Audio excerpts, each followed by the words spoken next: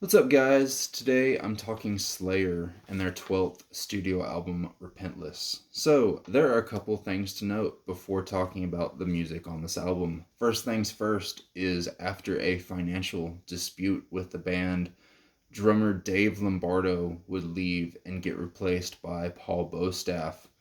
But the big, tragic, unfortunate news that everyone knows about the making of this album is unfortunately guitarist and co songwriter Jeff Hanneman would pass away. He got a spider bite that got infected. I'm not going to go through the whole story on this video because I don't want it to be too long. If you guys want to tell me about it in the comments, by all means. But he passed away and got replaced by Gary Holt of Exodus, and because of the void that Jeff left, guitarist Kerry King had to step up and write majority of this album, and that's very, very important to note going forward.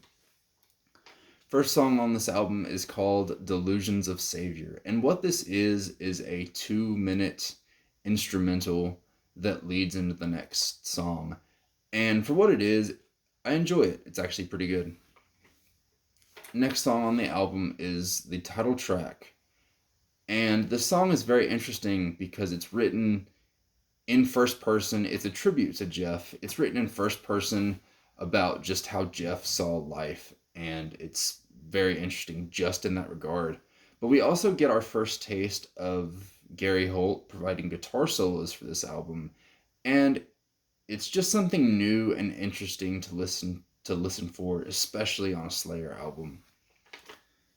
All right, we are getting to the meat of the album where you have consecutive songs in a row that are either good or great. Next song on the album is called Take Control.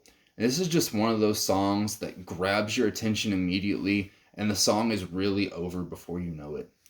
Same could be said for Vices, if not for the stupid line of violence is the ultimate drug, let's get high. But it's a good enough song. Next song on the album is called Cast the First Stone. And this is just the perfect definition of a solid Slayer track. And there's nothing else to be said. It's just a solid song. And next song on the album is called When the Stillness Comes. Now, this is when you get a bit of a shift, a nice shift, because you get that almost south of heaven vibe. It's very nice, and it ends with like a thrashy outro to end the song. It's a great song. Next song on the album is called Chasing Death. And lyrically, the song is very interesting because it's about chasing something or someone and not knowing that you've gone too far until it's too late. Really good song. Next song on the album is called Implode. And this is just another great solid Slayer track. Got some tempo changes in there. Good shit. Next song on the album is called Piano Wire, and this is the last song that Jeff Hanneman wrote before he passed away. And my gripe isn't with the song itself, it's the fact that Jeff Hanneman isn't physically on the song. He's not on the track. A recording of him isn't on the track.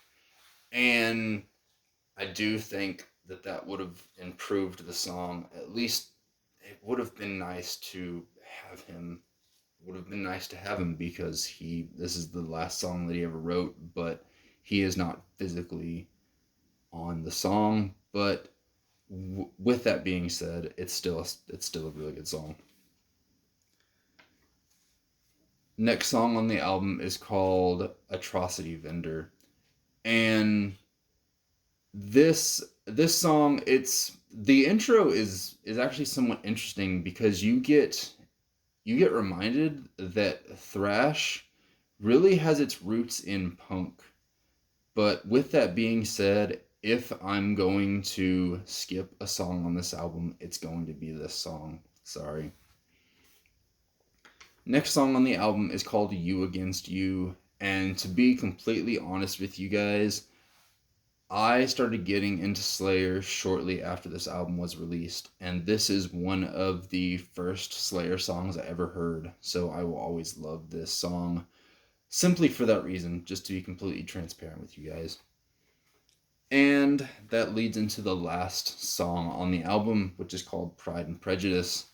And either this or When the Stillness Comes could have ended the album because it ends on this like very slow and interesting note. But you could argue that this is a better choice because it not only deals with problems with society, but it's very current. It's about hate and racism and things of that nature. So that's it. That's all the tracks. I'm going to leave you guys with two closing thoughts, especially if you don't like this album. And then yeah, like I said, I don't want this to be too long. So first things first, you have to recognize that this sounds like Slayer. It sounds like a Slayer album. It's kind of what more could you expect, especially from a band like Slayer.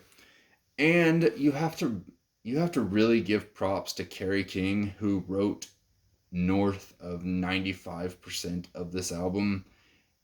And I mean, whether you like the guy or not, he wrote 95%, if not more, of this album. So you just have to give credit where credit is due to some degree. Thank you guys so much for watching. Don't forget to like, comment, and subscribe, and I will see you guys later. God bless.